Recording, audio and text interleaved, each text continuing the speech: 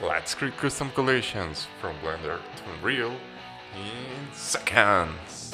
To avoid creating our collisions inside Unreal, the first thing that we will learn is the terminology that Unreal needs. We have four prefixes: UCX for complex collisions, UVX for box collisions, USP for sphere collisions, and UCP for capsule collisions. We start by creating a cube and position it where we want the collision to occur. We duplicate it in edit mode and position it next to the other pillar.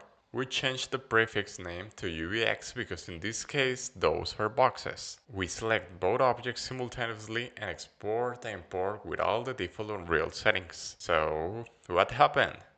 Why is there only one cube?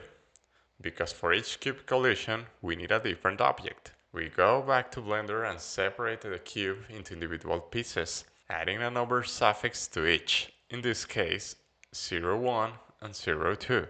We export again, and you can see that our collisions now work correctly. Now, let's see how convex collision works. We start by creating a cube and extruding it many times until we generate the desired collision. In this case, the prefix has to be UCX because the shape is convex. We select the object simultaneously and export and import with all the default Unreal settings.